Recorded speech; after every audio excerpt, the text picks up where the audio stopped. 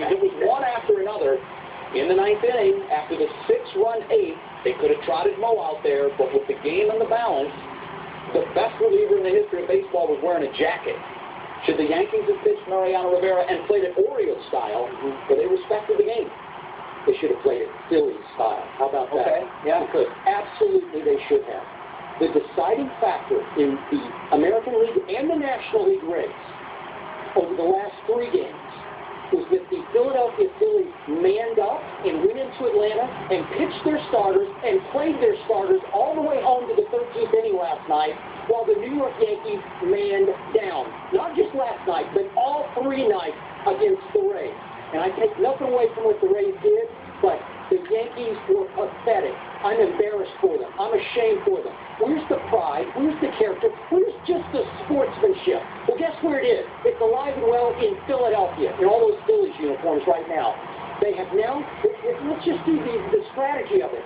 Do you want to create more of a monster with the Rays, or do you want the dead-in-the-water Red Sox in the playoffs? Well, strategically, you want to knock the Rays out, because I'm just hoping the Rays come back, that karma gets the Yankees, and that the Rays eliminate the Yankees in the ALCS. Oh, it's possible. That's what I'm there for. Just remember, last night, the Phillies pitched Brad Lidge, their closer, for an inning. Mariano, not to be seen. I don't know where he was. They could have shut it down. They could have ended the season.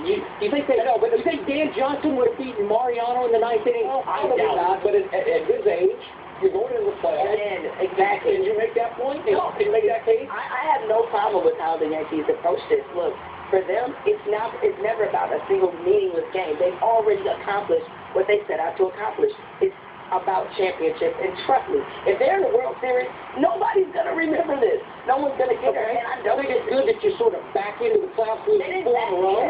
Well, you lost 4 in a row. They finished. Think you feel good about yourself now? Well, they did enough in the previous 158 games. They had no skill. That's what they were about. They accomplished what they needed to. The Phillies clinched and lost 8 in a row and said, you know what? But the Phillies were different, because I think it was a different temperament, because they had that long losing streak.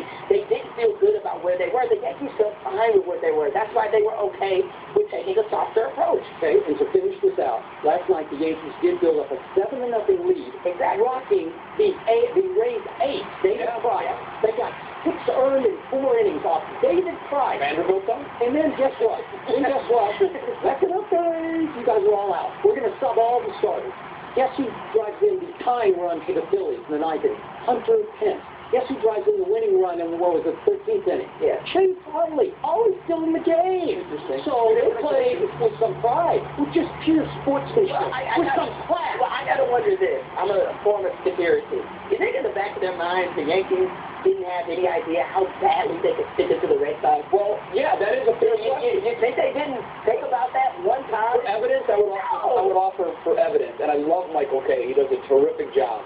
But if you get a chance, listen to his call of Evan Longoria's walk-off home run, and take into account the team that he works for just got beat. And there was glee in that voice. And you know what I think? Look, I mean, you guys have seen it on Twitter. There was as much joy this morning from Yankee fans that said the Red Sox were out as it was fans of the Red Sox. Pathetic. It's the Yankees fans, it's their fans' reaction to seeing what happened to the Red Sox. That's their rival. It is, but remember, there used to be a time where Yankees fans didn't care. They didn't care. And all of a sudden, they're rooting for Baltimore harder than they're rooting for their own team. I honestly think, if let's say the Yankees weren't in it, if the Red Sox, them not even being in the postseason, it made their season. No matter what happens from here on out. Because the Red Sox collapse has made the Yankees. That's why in Game 1 in Tampa, I don't know. In a lot of ways, if they lose in the first round of the playoffs, the season was a disaster. Lose to the Rays, please. I'm just going to remind you, the Yankees go to Tampa and pitch Hector Noesi in the first game. What's like a Bartolo in the second game. And some guy, I can't even remember her name last night. Who's that guy? Look at the guys that the Yankees did pitch in the 8th and 9th. Those are guys that the Yankees will need to rely on in the playoffs to work for an inning. And they're going in for an inning.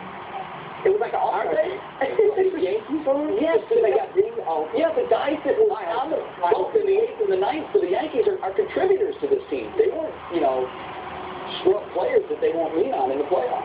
They'll need to give them innings. couple of them I've never heard of, Jay, because they were in Double-A about a month ago. Yeah, but they've become the fabric of this team. We're going to find out how well they can be now in the postseason with that as their last By the way, Greg Golson gets caught off the... Who's Greg Golson? I'm sure you uttered a word or two today that you First and third, nobody out, you can't score. Right, now we let Michael...